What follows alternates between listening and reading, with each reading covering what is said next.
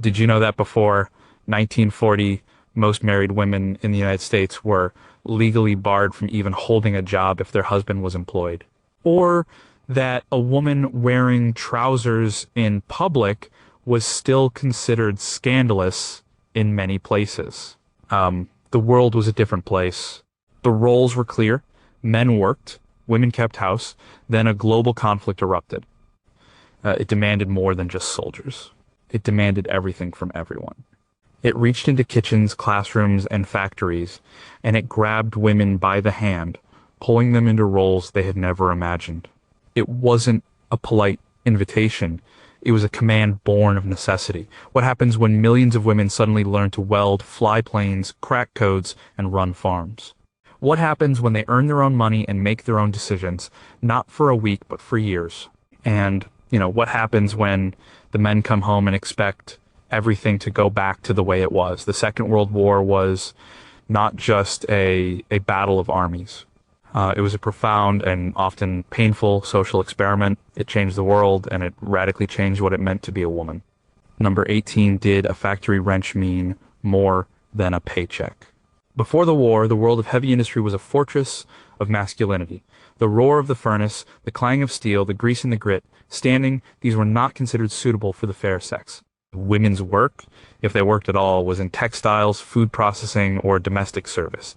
It was lighter, cleaner, and almost always paid less. The idea of a woman riveting the wing of a bomber plane was not just unlikely, it was almost unthinkable. But war changes what is thinkable. As millions of men left for overseas, the factories that supplied them fell silent. A nation's ability to fight depended on its ability to produce. Somebody had to build the ships, the tanks, the planes, and the munitions. This is where the image of Rosie the Riveter was born. It began as a government propaganda campaign, a necessary tool to persuade women to leave their homes and enter the factories. The famous We Can Do It poster, created by J. Howard Miller in 1943 for Westinghouse Electric, was initially an internal morale booster, not a public recruitment tool.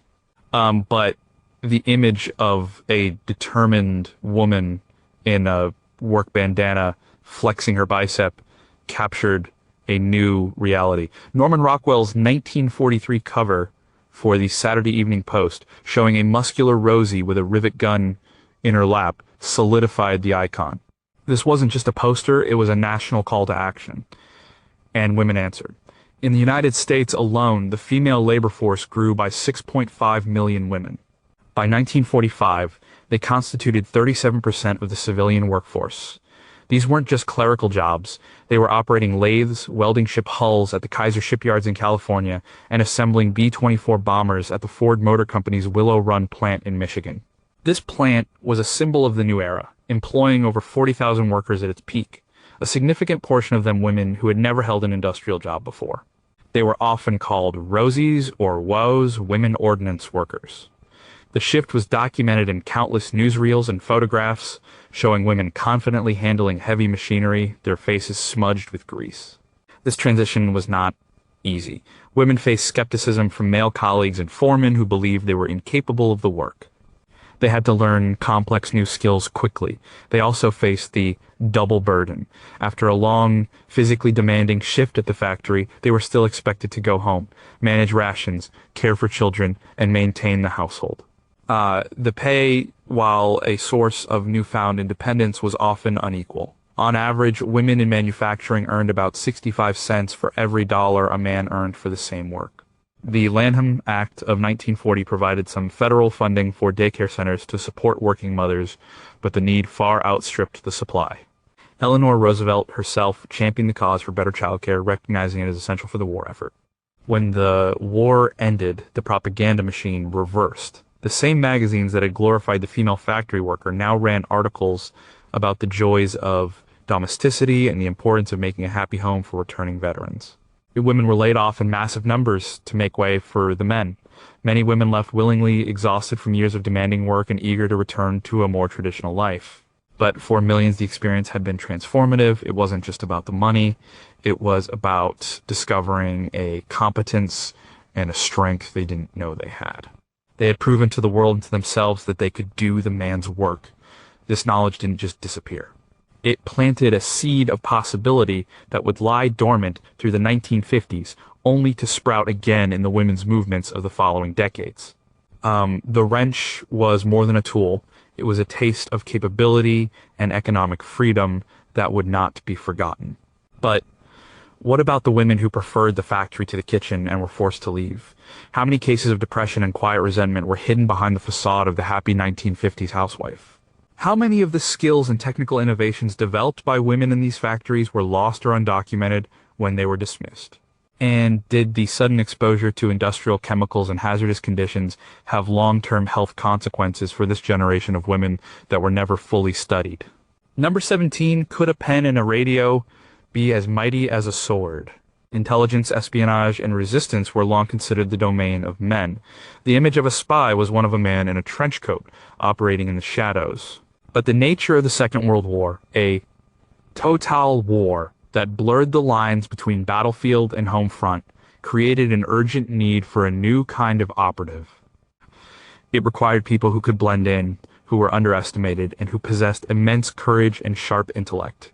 It opened a door for women to enter the clandestine world of spies and saboteurs. In Britain, the Special Operations Executive SOE was formed in 1940 with a clear and ruthless mandate from Winston Churchill: set Europe ablaze. Its purpose was to conduct espionage, sabotage, and reconnaissance in occupied territories. Initially, the idea of sending women into the field was met with resistance. It was seen as ungentlemanly and too dangerous.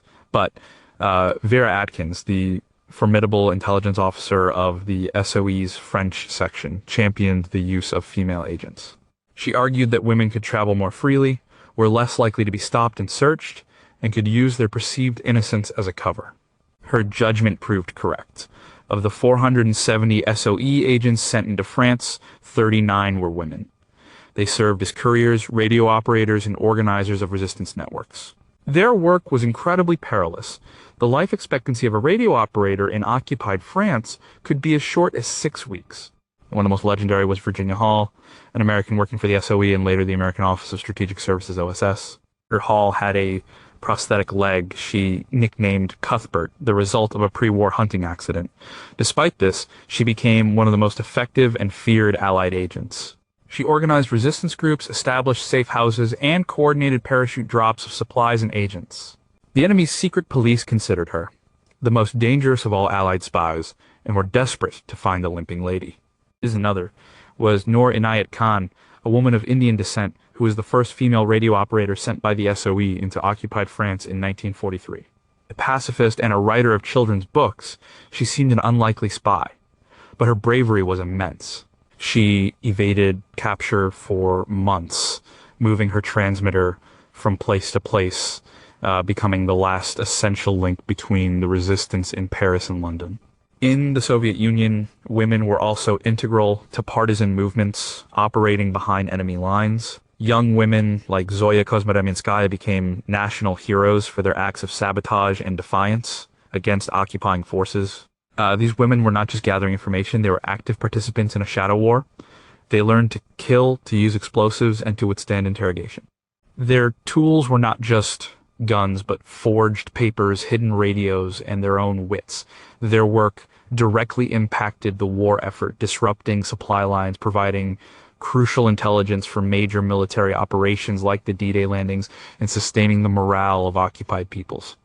The book A Woman of No Importance by Sonia Purnell details Virginia Hall's incredible story, highlighting how her contributions were so significant yet largely overlooked after the war.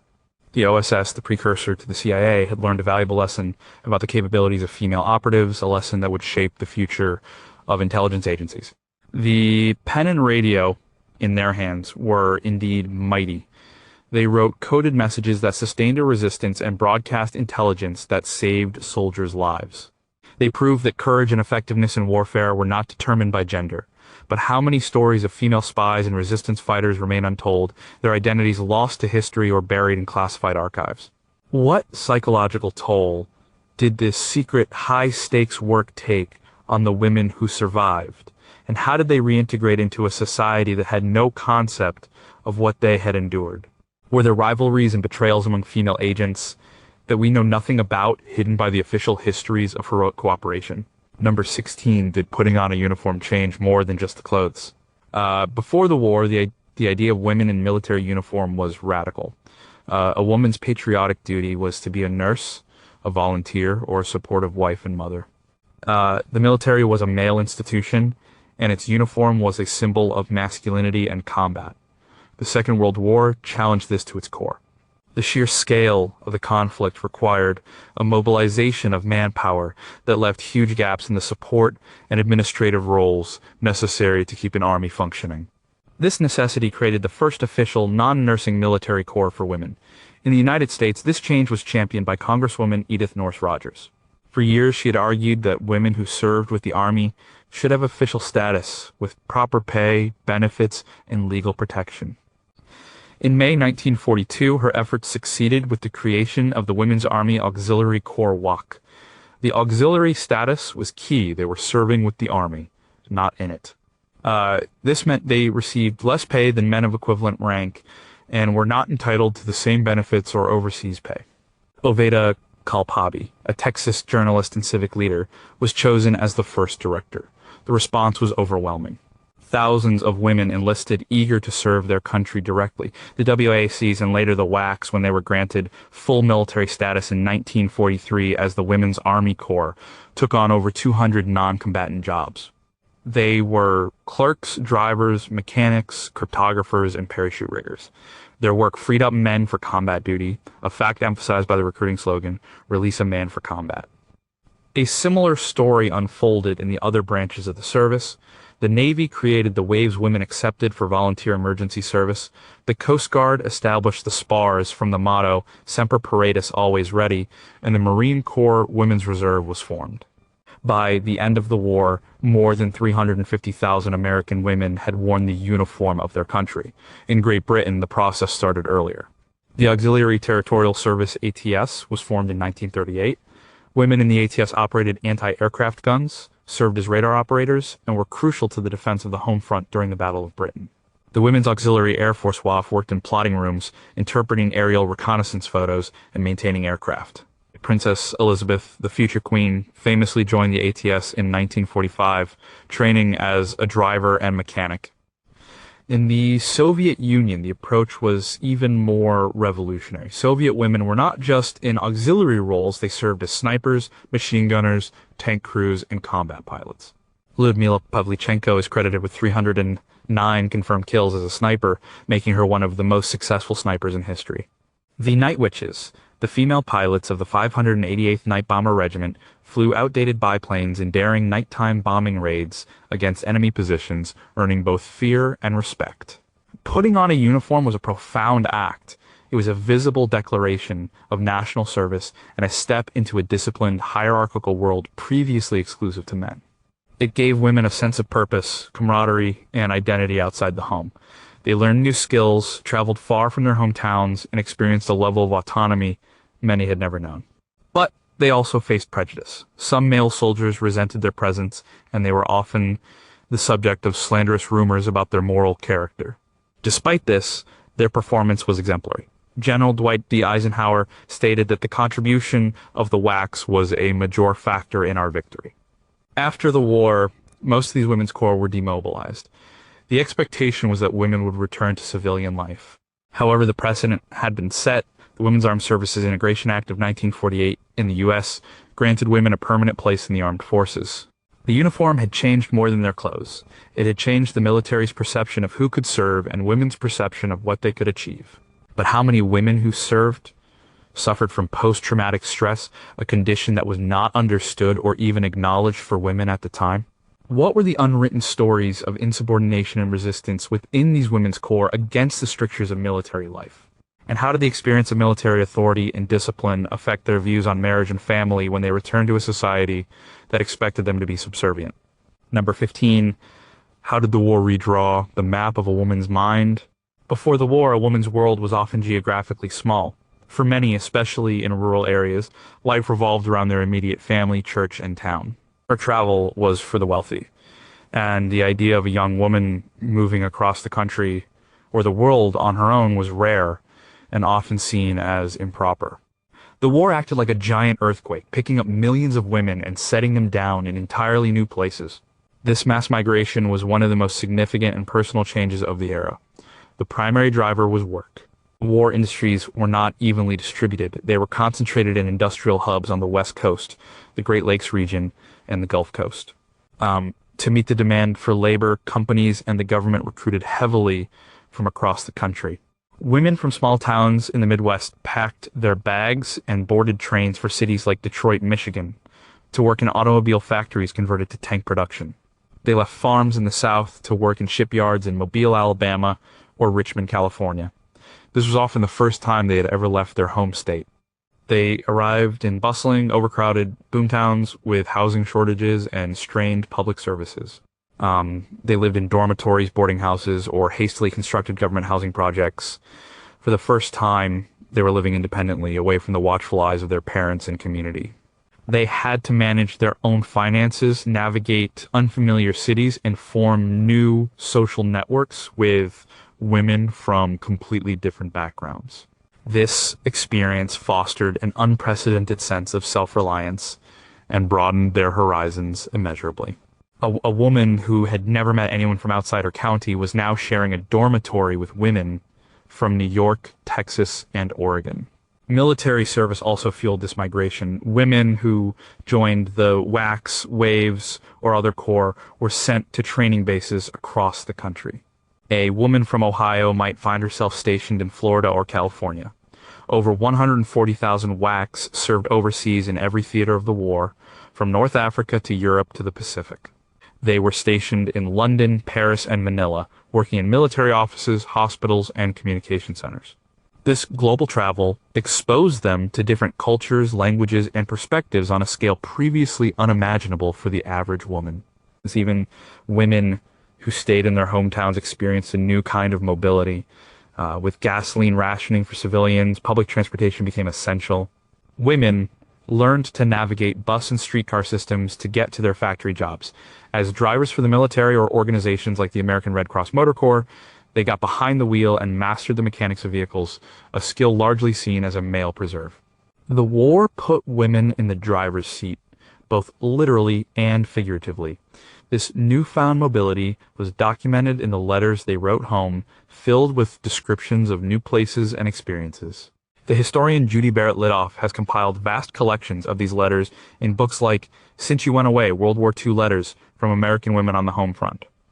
These primary sources reveal the excitement, loneliness, and profound personal growth that came with this new freedom of movement. The map of their minds was redrawn. Their understanding of their country and the world expanded beyond the lines of their hometown. They developed a more complex national and even international identity. When the war ended, many women were reluctant to go back. Some stayed in the cities where they had found work and independence. Others returned home but brought with them a new perspective that could create friction in communities that hadn't changed. The girl who left was not the woman who returned. But how many women were victims of crime or exploitation in these chaotic boomtowns, their stories lost in the focus on patriotic production? Did this mass migration lead to a breakdown in regional cultures and traditions as people from all over the country mixed in new ways? And what was the long-term psychological impact of this sudden uprooting and independence on women who later felt compelled to settle into a quiet suburban life? Number 14, could a woman outsmart a code the enemy thought unbreakable? The Second World War was a conflict of information as much as it was of arms. The ability to intercept and decipher an enemy's secret communications could change the course of a battle or even the war itself. This silent intellectual battleground became one of the most surprising arenas where women's roles were transformed. Before the war, higher mathematics and cryptography were overwhelmingly male fields, but the sheer volume of intercepted messages created a desperate need for brainpower, and the military discovered a vast, untapped resource intelligent, patient, and meticulous women. In Britain, this intellectual mobilization was centered at Bletchley Park, the top secret home of the Government Code and Cipher School. At its peak, over 10,000 people worked at Bletchley, and around 75% of them were women. They were recruited from universities, through crossword puzzle competitions in newspapers, and from the Women's Royal Naval Service Wrens, the ATS, and the WAF. Many believed they were being recruited for routine clerical work, only to find themselves at the forefront of the intelligence war. These women performed a huge range of tasks. Many operated the complex cryptographic machines, like the Bombay machines designed by Alan Turing and Gordon Welchman to break the German Enigma code. They were not just button pushers. The work required immense concentration and precision. Others worked as indexers, creating a massive cross-reference library of decoded information, a kind of analog search engine. A crucial group worked in the listening stations, monitoring enemy broadcasts and transcribing the Morse code messages that would be sent to Bletchley for decryption. Their accuracy was vital. A select few women, like Joan Clark, a brilliant mathematician recruited from Cambridge, worked as fully fledged cryptanalysts alongside men like Turing. Clark became one of the leading practitioners in her section and was, for a time, deputy head. Her story, brought to a wider audience in the film The Imitation Game, highlights both the opportunities the war created and the limitations women still faced. Despite doing the same work as her male colleagues, she was officially classified and paid as a linguist or clerk, as a female cryptanalyst grade did not exist. In the United States, a similar effort was underway. The U.S. Navy and Army recruited thousands of women, many of them school teachers and recent college graduates, for their own code-breaking operations in Washington, D.C. The Waves were particularly instrumental. Over 10,000 Waves worked in communications and cryptography. They helped crack Japanese naval codes, providing intelligence that was critical to victories in the Pacific. Agnes Meyer Driscoll, a pioneering American cryptanalyst, had been breaking codes since the First World War and was instrumental in breaking Japanese naval systems in the interwar period, training a new generation of male and female codebreakers. Her work laid the foundation for many of the wartime successes. The work was secret and stressful. The women at places like Bletchley Park and Arlington Hall in Virginia signed the Official Secrets Act, forbidding them from ever speaking about what they did. They worked long, intense shifts under immense pressure, knowing that their work could save lives. For decades after the war, their contributions remained almost completely unknown even to their own families. They had been invisible heroes. It was only with the declassification of documents in the 1970s in books like The Secret Life of Bletchley Park by Sinclair Mackay that the full story began to emerge. These women proved that intellectual firepower was not a male monopoly. They excelled in a high-pressure, highly analytical field. Their success directly challenged the stereotype of women as being less suited for mathematical and technical pursuits. They didn't just support the war effort, they were at the very cutting edge of it, but what other major code-breaking successes attributed to famous men were actually the work of unknown women whose contributions were never officially recorded. How did the intense secrecy and the inability to share the true nature of their work affect these women's mental health and their relationships for the rest of their lives? And were there any female codebreakers who, due to the pressure or ideological reasons, betrayed their country, whose stories have been completely erased from history? Number 13, who cared for the children when mothers went to war? The Rosie the Riveter campaign was a massive success in recruiting women into the workforce. But it created a pressing social problem if millions of mothers were working 10-hour shifts in factories who was taking care of their children. For the war effort to succeed, the nation needed not only women's labor, but also a solution for the home front's front line, the children they left behind. This necessity forced a radical, if temporary, shift in the nation's approach to childcare. Before the war, formal childcare was a rarity, often associated with poverty or charitable cases. The prevailing belief was that a mother's place was in the home with her children. For a mother to work was often seen as a sign of family failure. The war turned this idea on its head. Suddenly, a working mother was a patriot, but the existing infrastructure was non-existent. In the early days of the industrial mobilization, horror stories emerged of latchkey children left to fend for themselves, or worse, children locked in cars in factory parking lots while their mothers worked. The high rates of absenteeism, juvenile delinquency, and industrial accidents were all linked to the child care crisis.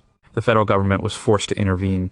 The key piece of legislation was the Community Facilities Act of 1941, commonly known as the Lanham Act. It provided federal funds for the construction and operation of public works in communities with expanding defense industries. This included schools, hospitals, and, crucially, daycare centers. Under this act, the Federal Works Agency, FWA, funded and helped establish over 3,000 child care centers across the country, which served an estimated 600,000 children. These centers were revolutionary for their time. They were often open 24 hours a day, 7 days a week, to accommodate the different shifts of factory work. They provided not just supervision, but also hot meals, medical care, and early childhood education. The industrialist Henry Kaiser, known for his Liberty ships, was a major proponent of employer-sponsored childcare. His shipyards in Portland, Oregon, and Richmond, California, established model childcare centers that were widely praised. The Kaiser centers were state-of-the-art, designed by leading architects and run by child development experts. They even offered a hum service food program, providing hot take home meals for working mothers to pick up at the end of their shift. This was a profound shift. For the first time, the U.S. government was subsidizing childcare on a massive scale, treating it not as a private family matter, but as a public necessity essential to national security and economic production. The programs challenged the notion that mothers were the only suitable caregivers and professionalized the field of early childhood education. They provided a lifeline for millions of women, allowing them to contribute to the war effort without neglecting the well-being of their children. However, this was always seen as a temporary emergency measure. The funding was tied directly to the war. When the war ended, the government's support for childcare evaporated almost overnight. In late 1945, federal funding for the Lanham Act centers was cut off. Despite protests from working mothers who wanted and needed to keep their jobs, most of the centers closed. Society swiftly reverted to the pre-war ideal of the stay-at-home mother. The argument was no longer about national necessity, but about the supposed psychological harm to children raised outside the home. The brief, successful experiment in public childcare was largely forgotten, relegated to a footnote in the history of the war. But what if this experiment had continued? How would the American family and workforce have evolved differently if affordable, high-quality public childcare had become a permanent fixture after the war? How many women were forced out of careers they loved, not because their jobs were eliminated, but because their childcare was?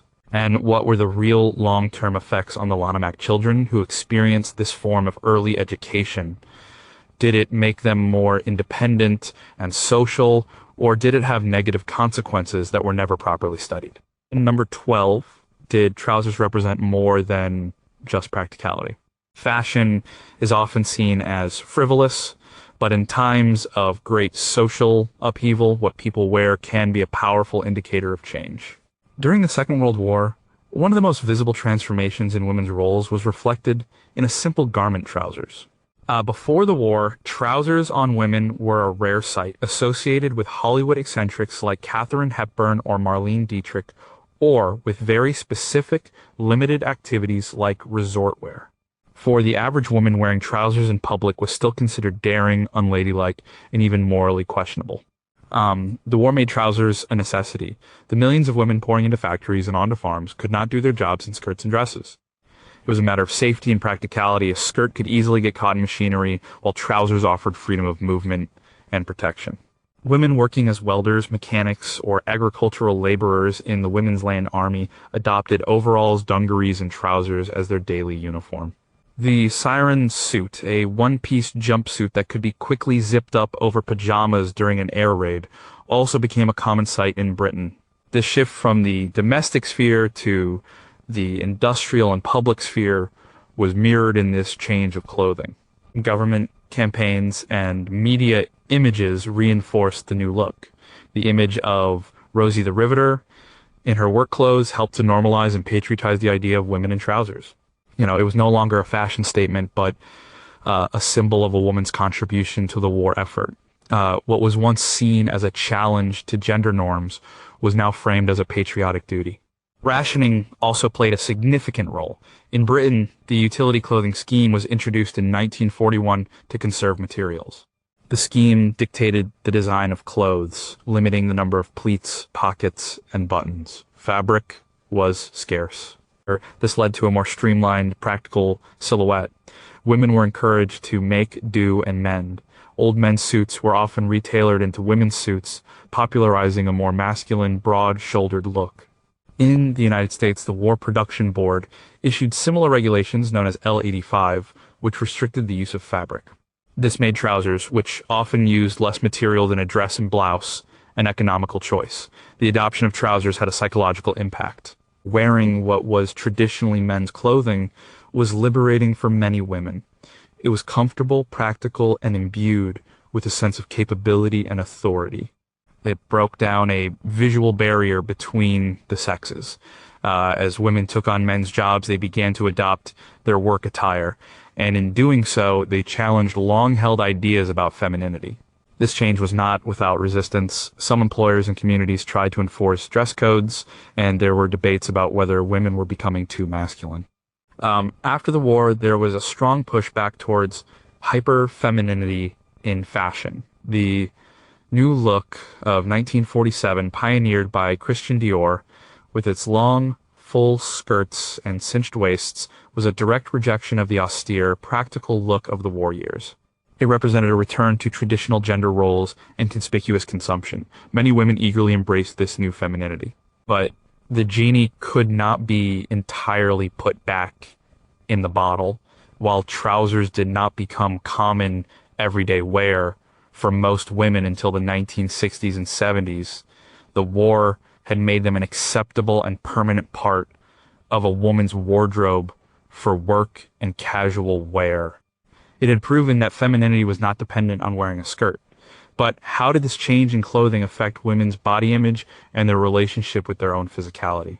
Were there undocumented trouser rebellions in offices or schools where women were fired or disciplined for challenging dress codes? And to what extent did the mass production of military and work uniforms for women standardize female body types in a way that had lasting impacts on the fashion industry?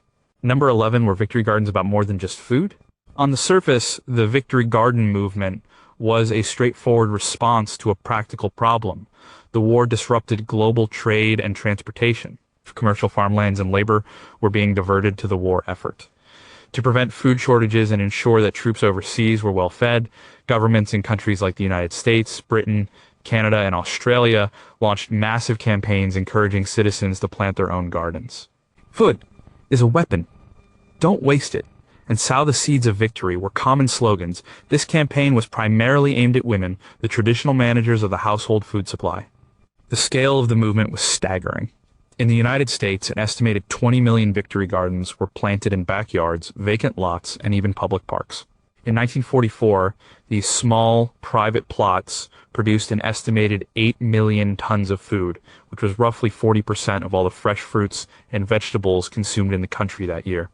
In Britain, public spaces like the lawns of the Tower of London were dug up to plant vegetables. The effort was a resounding success in supplementing the national food supply and easing the burden on the rationing system. But the Victory Garden was about much more than just food. It was a powerful tool for morale and propaganda. For women on the home front, far from the fighting, tending a garden was a tangible, direct way to contribute to the war effort.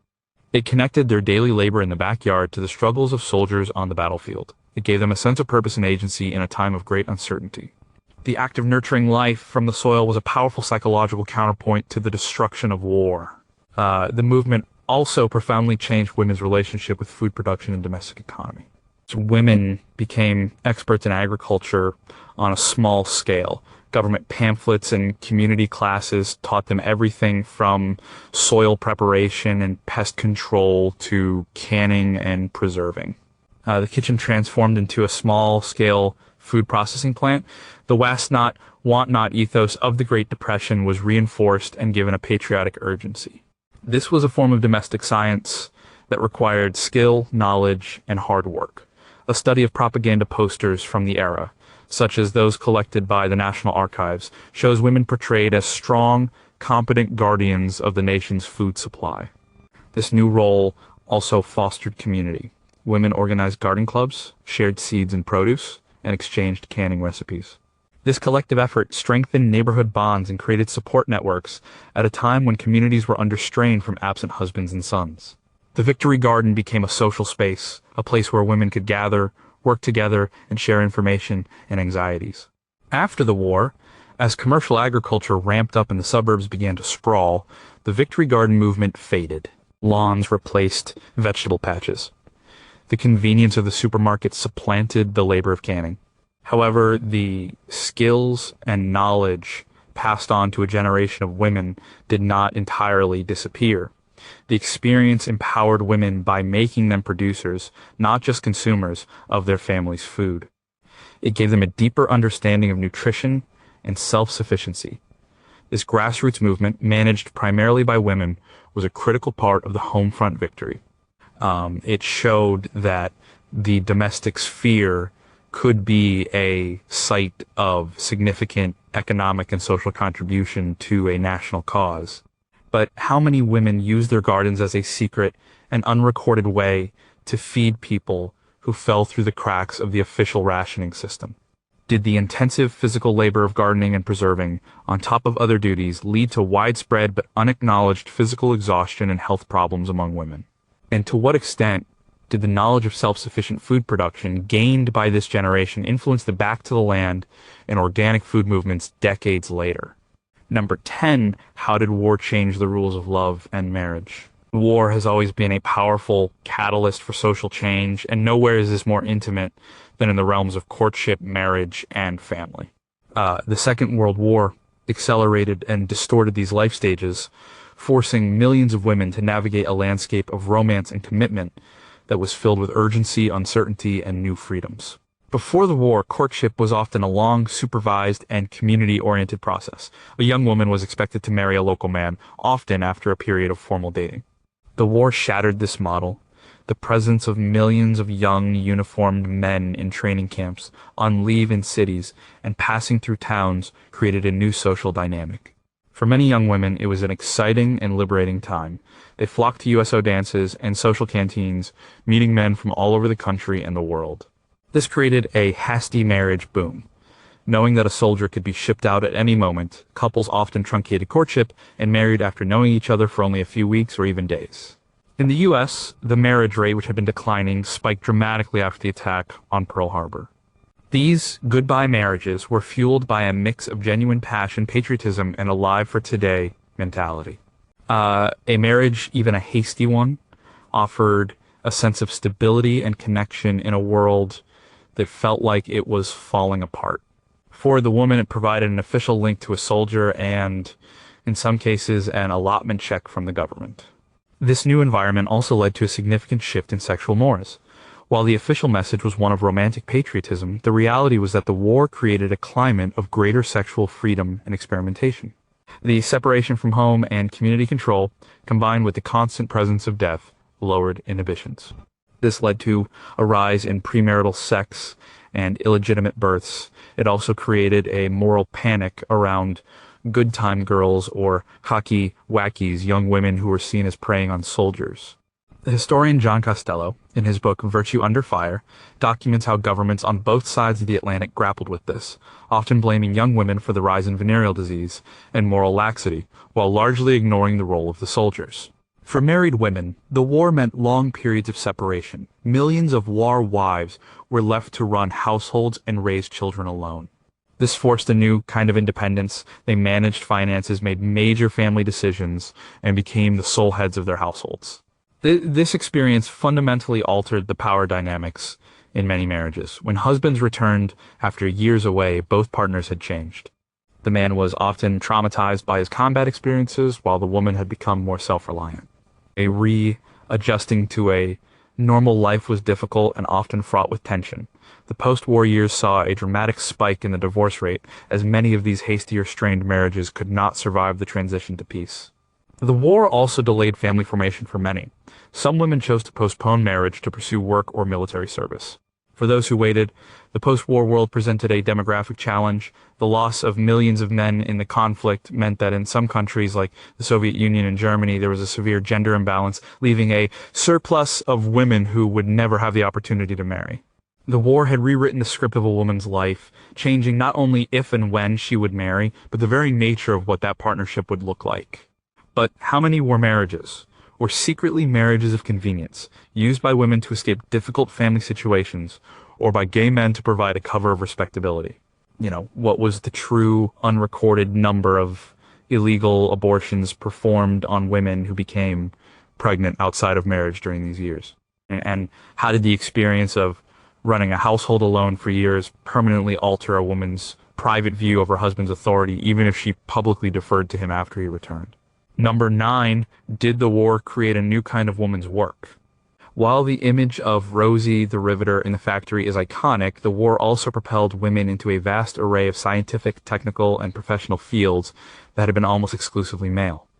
This was a quieter revolution away from the noisy factory floor, but it was just as profound. The demand for brainpower was as acute as the demand for manpower, and women with education and aptitude were recruited to fill critical roles in laboratories, drafting rooms, and university research projects. One of the most significant areas was in science and engineering. With male scientists and engineers being drafted or assigned to other projects, universities and companies began to actively recruit women into technical programs. The Curtiss-Wright Corporation, a major aircraft manufacturer, famously ran a program that trained women with college degrees in engineering fundamentals. These Curtiss-Wright cadets were sent to universities for intensive, specialized training, and then went on to work as aeronautical engineers and draftsmen, contributing to the design and production of warplanes. Their story is detailed in the book The Girls of Atomic City by Denise Kiernan, which also highlights the thousands of women who worked in secret on the Manhattan Project. In Oak Ridge, Tennessee, and other hidden sites, women worked as chemists, physicists, and technicians. Many of them were young and fresh out of college, and they often didn't know the ultimate purpose of their work.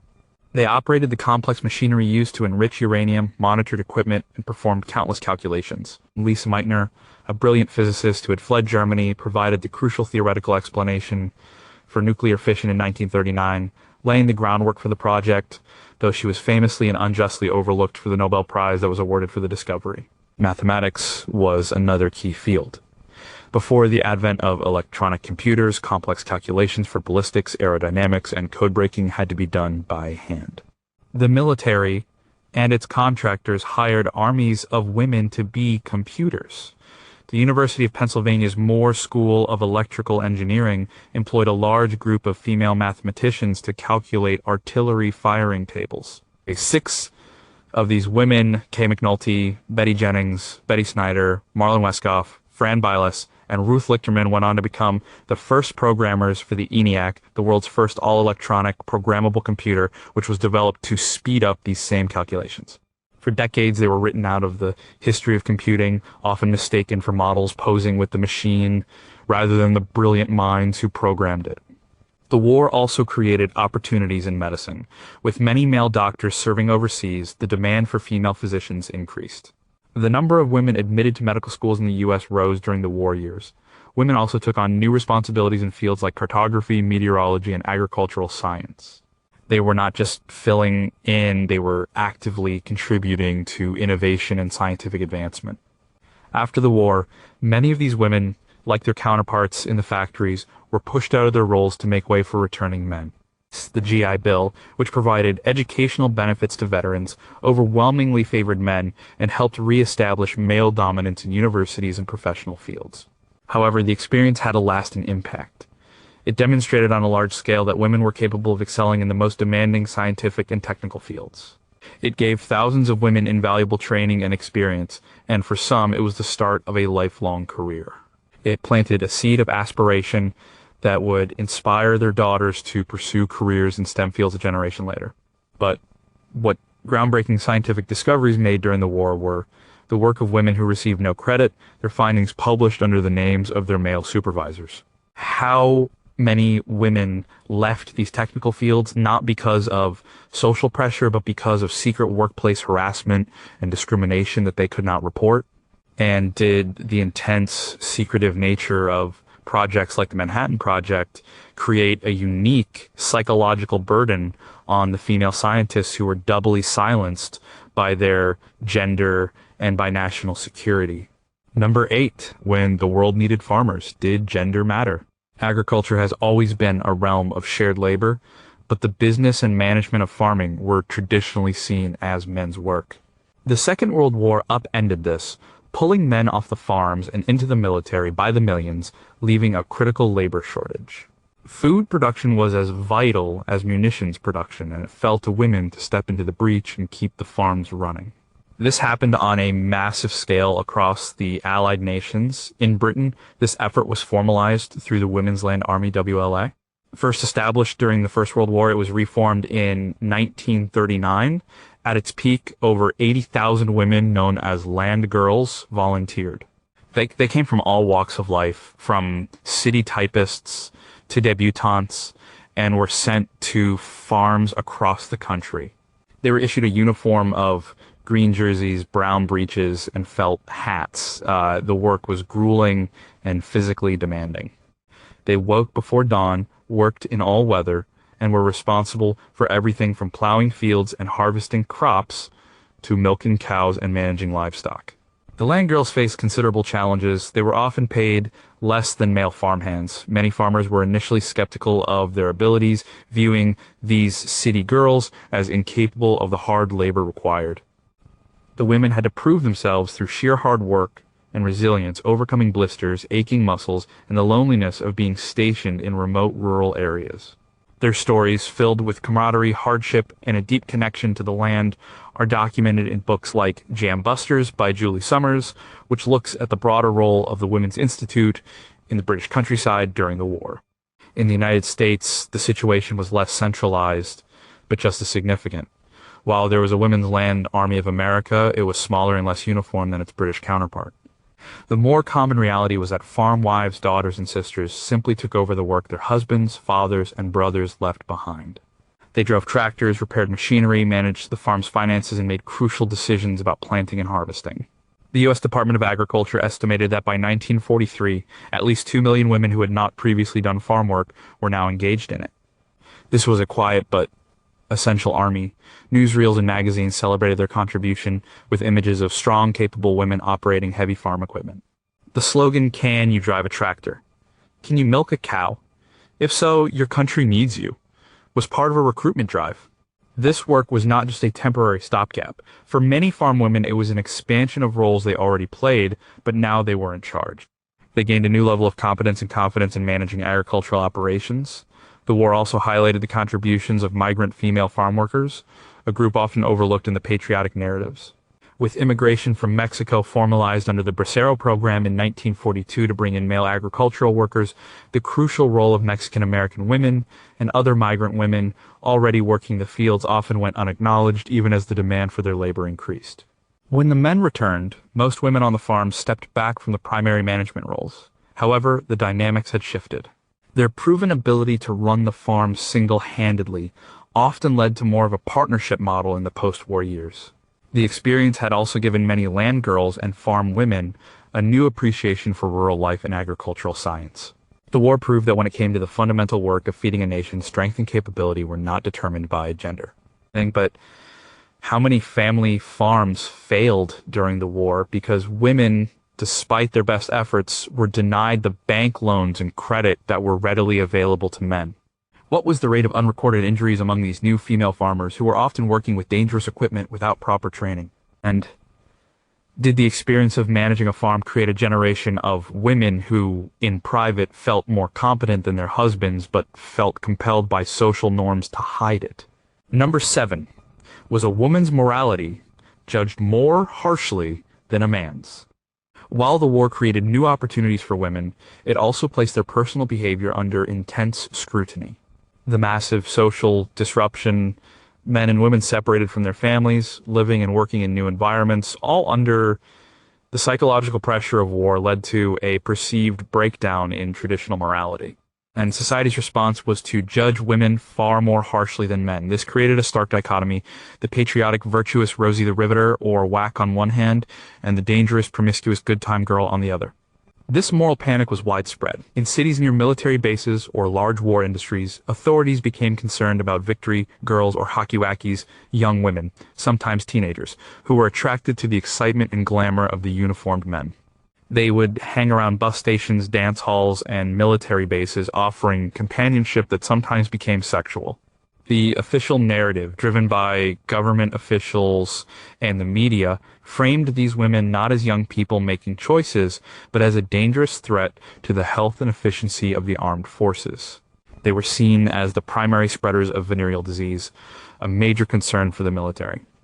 The response was often punitive and focused almost exclusively on the women, as law enforcement would conduct social hygiene sweeps, arresting women for vagrancy or promiscuity.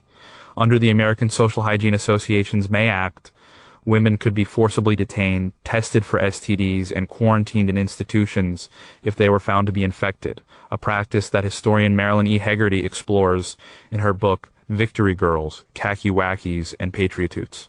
The soldiers who were their partners were rarely subjected to the same public shame or punishment.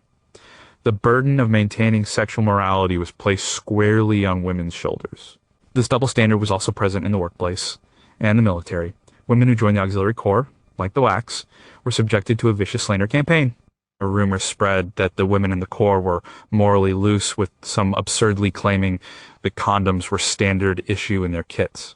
These rumors were baseless but damaging, designed to undermine the women's service and discourage enlistment. Director Ovida Kulpabi and military leaders had to launch a public relations counteroffensive to protect the reputation of the servicewomen. A woman in uniform was expected to be a paragon of virtue, a standard not equally applied to her male counterparts. The anxiety over female sexuality was also linked to concerns about the stability of the family. With husbands overseas, there was a palpable fear that wives would be unfaithful. Movies and magazines of the era often reinforced this, with storylines about the faithful wife waiting patiently at home versus the lonely wife who succumbs to temptation. The woman who stayed poor was a patriot. The one who did not was a traitor to her husband and her country. This intense focus on women's morality was a way for a society in turmoil to try and enforce social order. By controlling women's behavior, authorities hoped to control the chaos of war. It reinforced the idea that a woman's primary value was tied to her sexual virtue and her role within a traditional family structure, even as the war was radically challenging those very ideas. The new economic and social freedoms women were experiencing were seen as potentially dangerous and in need of policing. While men's sexual behavior outside of marriage was often tacitly accepted as a soldier's prerogative, a woman's was seen as a threat to the nation itself. But how many women were falsely accused of promiscuity and institutionalized simply for challenging social norms, such as being out alone at night or socializing with soldiers? Did the military secretly track the romantic and sexual relationships of its female personnel in ways that have never been made public? And how did this intense public shaming affect the long-term mental health and relationships of the women who were targeted by these campaigns? Number 6, did the war offer a different path for women of color? For women of color, particularly African-American women in the United States, the Second World War was a complex and often contradictory experience. It offered unprecedented opportunities for economic advancement and a chance to challenge racial barriers, but it also exposed the deep-seated racism that pervaded American society, even in the midst of a global fight for freedom. Their path was different, marked by a double V campaign victory over the enemy abroad and victory over racism at home. Before the war, the economic prospects for most African American women were grim. They were largely confined to 2 occupations: domestic service or agricultural labor. They were the lowest paid workers in the country. The war's massive demand for labor created a crack in this wall of discrimination. Initially, as defense industries began to hire, they followed their old patterns, hiring only white men and then white women. But black leader like A. Philip Randolph pressured the government. Randolph's threat of a massive march on Washington in 1941 led President Franklin D. Roosevelt to issue Executive Order 8802. This order banned racial discrimination in the national defense industry and established the Fair Employment Practices Committee, FEPP, to investigate complaints. This was a landmark moment. It didn't end discrimination, but it opened doors that had been firmly shut. Hundreds of thousands of black women left the low-paying jobs in domestic service to take up higher-paying, unionized jobs in factories and shipyards. They worked as riveters in aircraft plants, welders in shipyards, and munitions workers in ordnance plants. For the first time, many earned a wage that offered a degree of economic independence. This migration from rural areas and domestic work to urban industrial centers was a transformative experience, as detailed in books like Bitterfruit: African American Women in World War II by Maureen Honey. However, their journey was fraught with challenges. They often faced hostility from white workers who resented their presence. They were usually given the hardest and most dangerous jobs, and were the last to be hired and the first to be fired. They had to navigate a segregated world, both inside and outside the factory gates, with separate and inferior facilities. Race riots, like the one in Detroit in 1943, were often fueled by tensions over jobs and housing as the black population in industrial cities grew. In the military, black women also broke new ground.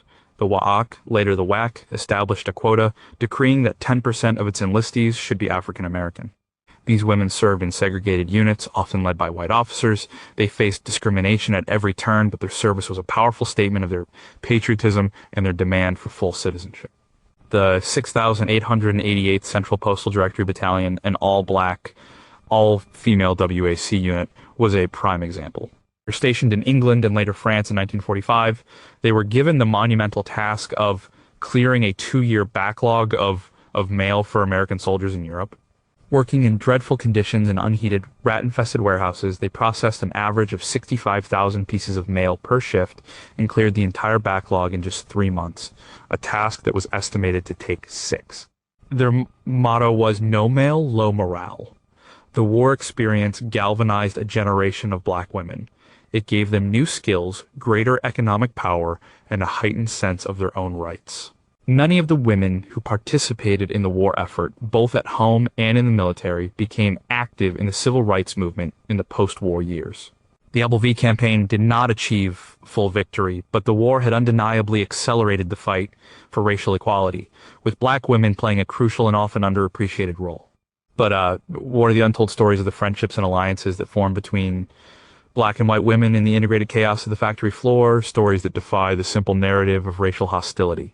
How many complaints of racial discrimination filed with the FPC by women of color were deliberately lost or ignored? And what did those lost records tell us? And how did the experience of serving in a segregated military shape the political consciousness of black female veterans, turning them into grassroots leaders in their communities after the war? Number 5, did the war weaken or strengthen the traditional family? The Second World War placed the traditional family under immense, unprecedented stress. With millions of men overseas, the very structure of the nuclear family foreworking, a working father, a stay-at-home mother, and children was dismantled for the duration of the conflict. This forced separation and the new roles women took on raised a fundamental question: would these changes ultimately shatter the family unit, or would it emerge stronger and more resilient? The answer was complex, and the effects rippled through society for decades. On one hand, the war clearly weakened the traditional family structure. The absence of fathers had a profound impact. Women became, by necessity, single parents. They were the sole disciplinarians, caregivers, and financial managers. This created a generation of war wives who, as documented in the oral histories collected by historians like Judy Barrett-Leadoff, developed a fierce independence and competence. And they learned that they could run a household, raise children, and manage a crisis without a man present. This experience could not be unlearned. For children, the absence of a father, and in many cases the new absence of a working mother, was a formative experience.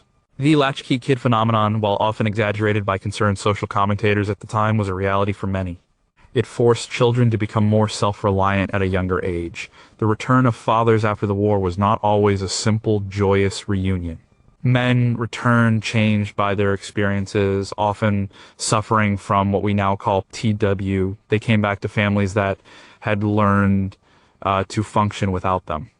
The process of reintegration was difficult, requiring a renegotiation of roles and authority that had been fixed before the war. The dramatic spike in the divorce rate in 1946 is a clear indicator of the immense strain these reunions placed on marriages. On the other hand, the war also worked to strengthen an idealized version of the family. Propaganda was a powerful force in this. For soldiers on the front lines, the family they were fighting for, the wife, the kids, the home, was a powerful motivator. Letters, photographs, and newsreels constantly reinforced the idea of the family as the bedrock of the nation, the very thing the war was being fought to protect. This created a powerful sentimental attachment to a version of family life that was, for the moment, impossible. For women on the home front, the family also became a central pillar of their patriotic contribution. Maintaining a stable home, raising children to be good citizens, and writing cheerful, morale-boosting letters to their husbands were framed as essential war work. This reinforced the woman's role as the emotional core of the family. The shared experience of sacrifice, managing rations, dealing with shortages, enduring the constant anxiety of waiting for news could also forge stronger bonds within communities and extended families who relied on each other for support. The post-war era saw a massive society-wide effort to rebuild the traditional family, arguably in a more rigid form than ever before. The suburban boom, the baby boom, and the cultural emphasis on domesticity in the 1950s can be seen as a direct reaction to the disruptions of the war. There was a collective yearning for the stability and normalcy that the idealized family represented. Women were encouraged, and in many ways pushed, to leave the workforce and embrace their roles as wives and mothers. The war, therefore, had a paradoxical effect. It demonstrated that the traditional family structure was not necessary for society to function, while simultaneously creating a powerful nostalgic desire for its return. But what were the unwritten rules and coping mechanisms that women developed to manage their households and children alone, and how did these secret matriarchies function? How many children developed lifelong emotional issues from the prolonged absence of a father and the stress of a working mother, effects that were never attributed to the war?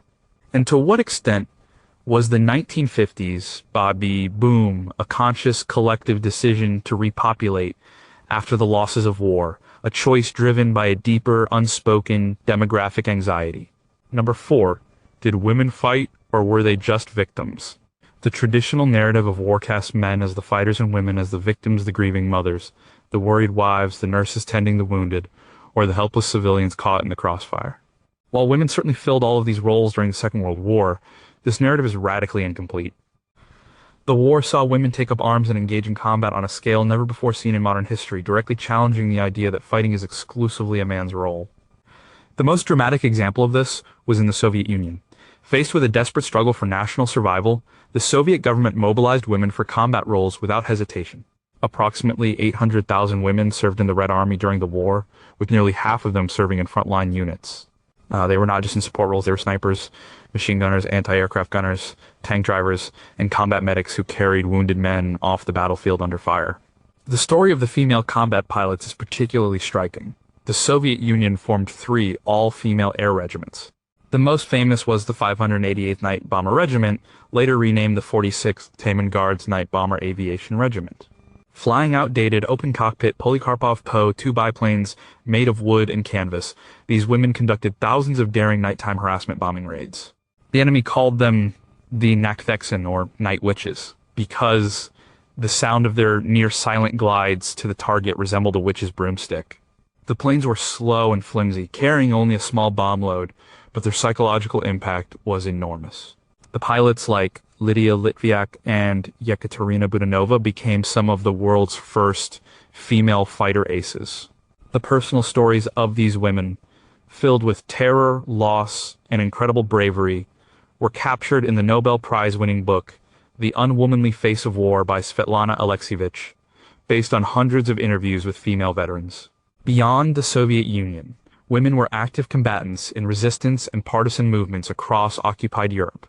In Yugoslavia, more than 100,000 women served in Marshal Tito's partisan army, with about a quarter of them engaged in combat. In the Warsaw Uprising of 1944, women served as fighters and couriers in the brutal street-to-street fighting. In France, Greece, and Italy, women in the resistance participated in acts of sabotage, assassinated enemy officers, and fought alongside men in guerrilla units. Even in countries like Britain and the United States, where official policy barred women from combat, the lines often blurred. Women in the British Auxiliary Territorial Service, ATS, operated anti-aircraft batteries.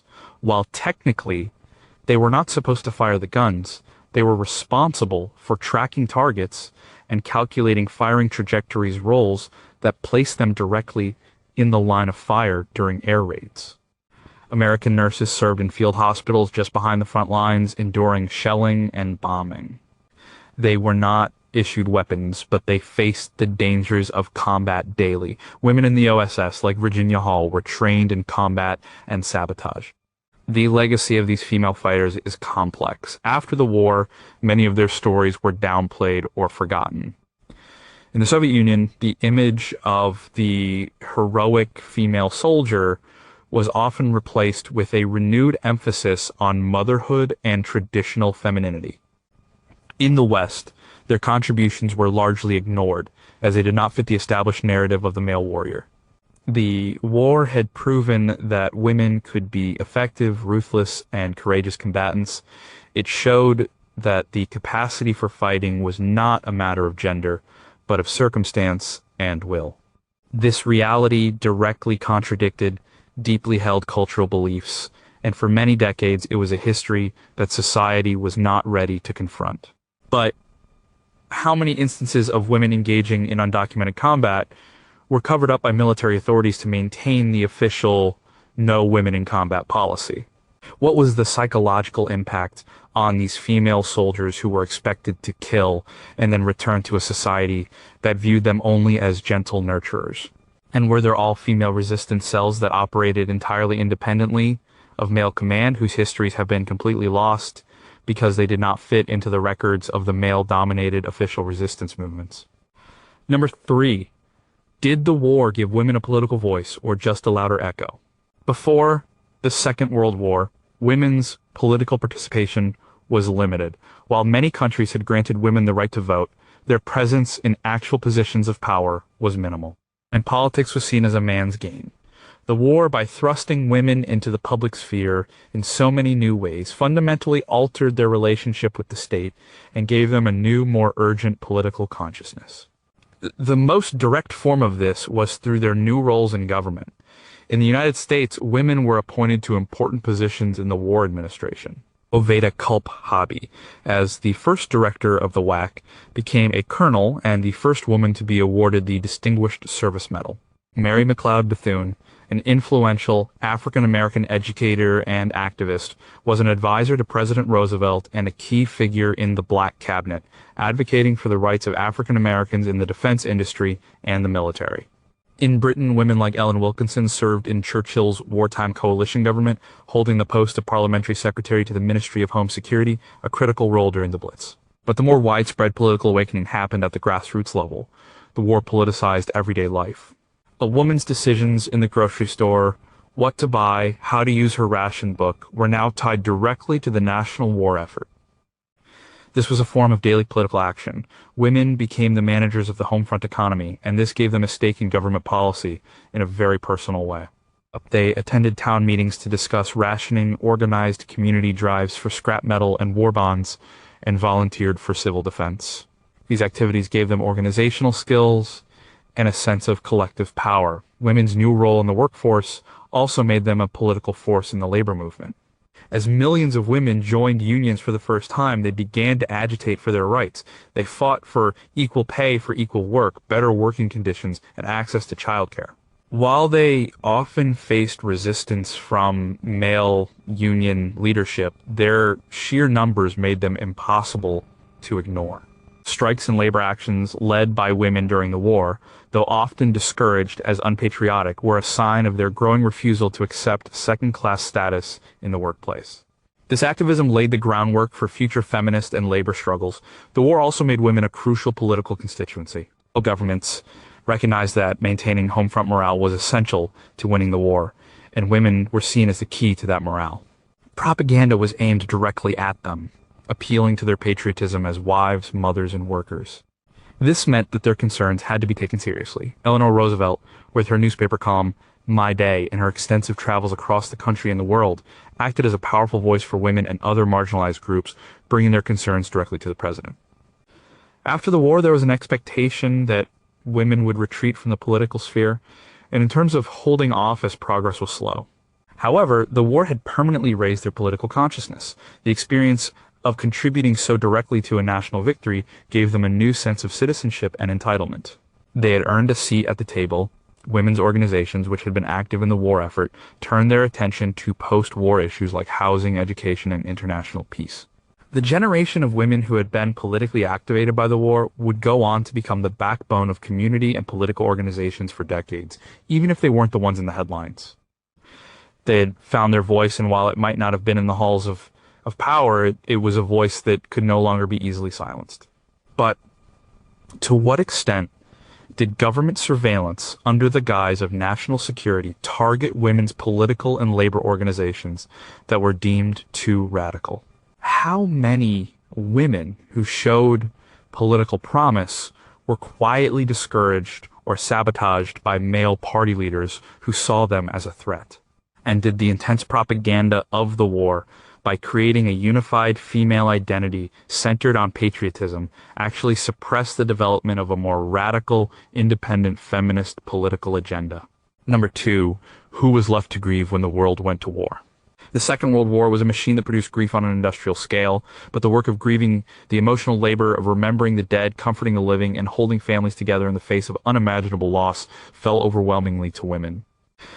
This was not a new role, but the scale and nature of the war transformed it, making grief a constant public and politically charged part of a woman's daily existence. Throughout the war, women lived with a constant gnawing anxiety. Every knock on the door, every unfamiliar car pulling up to the curb could be the one bringing a telegram from the War Department. The words "we regret to inform you" became the most feared phrase in the language. Women learned to decipher the subtle signs of bad news from the way a mail carrier approached the house. This waiting was a form of psychological torture, a suspended state of grief that could last for years. When the news did come, a woman's grief was not a private affair. As a mother, wife, sister, or daughter of a fallen soldier, her loss was also a public sacrifice. Her personal sorrow was framed as a contribution to the nation's victory.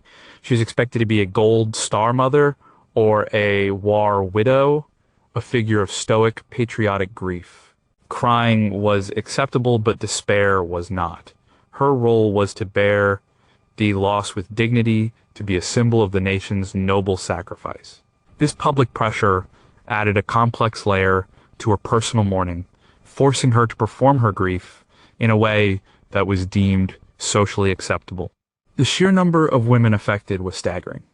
In the Soviet Union, it is estimated that the war left a demographic imbalance so severe that there were tens of millions more women than men. An entire generation of women lost their chance at marriage and family. They became the primary keepers of memory, the ones who tended the graves and told the stories of the lost generation of men. In every combatant nation, villages and neighborhoods were filled with women in black, a silent testament to the human cost of the conflict. This role as the primary mourner also gave women a unique moral authority. In the post-war period, it was often women who led the calls for peace and reconciliation. Organizations like the Women's International League for Peace and Freedom, which had existed before the war, found new urgency in their mission. The women who had lost the most were often the most powerful advocates for ensuring that such a conflict would never happen again. Their grief was not passive, it was channeled into a political desire for a different kind of world. The war also changed the rituals of death and mourning. With so many men buried in foreign lands or lost at sea, there was often no body to mourn over, no grave to visit. Grief became an abstract, untethered experience. Women had to find new ways to remember and honor their dead. Keeping a photograph on the mantelpiece, rereading old letters, or participating in public memorial services became vital acts of remembrance. They became the archivists of their family's loss, the curators of memory. This emotional labor, while unseen and unquantified, was essential to the psychological recovery of nations shattered by war. But what were the secret, unacknowledged ways that women grieved, the rituals that fell outside the bounds of patriotic stoicism? How many women suffered from lifelong depression and trauma as a result of their losses, their conditions dismissed or ignored by a medical establishment that did not understand their pain? And did the collective experience of mass grief create a unique, unspoken bond among this generation of women, a shared understanding of loss that men who had not experienced it could never fully comprehend? Number one, did the war really liberate women, or just reshuffle their cages? This is the ultimate question that hangs over any discussion of women's roles in the Second World War. On the surface, the evidence for liberation seems overwhelming. Women entered the workforce in unprecedented numbers, joined the military, wore trousers, earned their own money, and proved their competence in countless fields once reserved for men. The war shattered old certainties and broke down barriers. It undeniably accelerated social change and planted the seeds of the modern women's movement. But was it true liberation, or was it a temporary reassignment of duties, a reshuffling of the bars of the cage? The argument for liberation is strong. The war gave millions of women their first taste of economic independence. A paycheck earned through their own labor was a powerful tool. It gave them a new sense of self-worth and a degree of autonomy in their own lives. Things they gained new skills from welding and engineering to cryptography and farm management. This new competence challenged both societies and their own preconceived notions of female capability. The experience of working and living independently, of being part of a great national effort, broadened their horizons and raised their expectations. As one former factory worker famously said, "I never knew I could do that. Now, I know I can do anything." However, the counter-argument is just as compelling. Women's new roles were granted not out of a belief in equality, but out of sheer necessity. They were a temporary workforce, a reserve army of labor to be mobilized in an emergency and demobilized once the emergency was over. The propaganda that drew them into the factories was the same propaganda that pushed them out when the men came home. The message was clear: your patriotic duty is now to return to the kitchen and make a home for the returning hero. The gains they made were often tenuous and unequal. They were paid less than men for the same work. They were largely excluded from leadership positions. Women of color faced the double burden of sexism and racism. The child care that allowed mothers to work was dismantled almost immediately after the war. The social pressure to conform to the 1950s ideal of the suburban housewife was immense. For many women, the liberation of the war years was followed by a period of intense domestic confinement. Perhaps the most accurate view is that the war was a catalyst, but not the final act. It did not grant full liberation, but it made the old forms of subjugation untenable. It was, as historian Susan M. Hartman termed it, a major turning point. The war created a fundamental contradiction. It showed a generation of women what they were capable of, and then it told them to forget it. But you cannot make millions of people unlearn their own competence. You cannot make them forget the feeling of earning their own money or the camaraderie of the factory floor.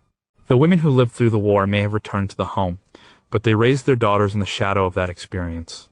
The stories they told, the skills they had learned, and the quiet sense of their own capabilities were passed down. The frustrations of the 1950s housewife, who knew she could do more because she had done more, fueled the feminine mystique that Betty Friedan would later describe. The war, therefore, didn't liberate women in one fell swoop. Instead, it created the conditions, the contradictions, and the consciousness that made the feminist movements of the 1960s and 70s not just possible, but inevitable. It didn't open the cage door, but it handed women a set of tools and a map, showing them exactly where the locks were. But what if the war had lasted another 5 years? Would the temporary changes have become so entrenched in the economy and society that they would have been impossible to reverse? How many women secretly felt that the war, despite its horrors, was the most liberating and purposeful time of their lives, a feeling they could never admit to anyone?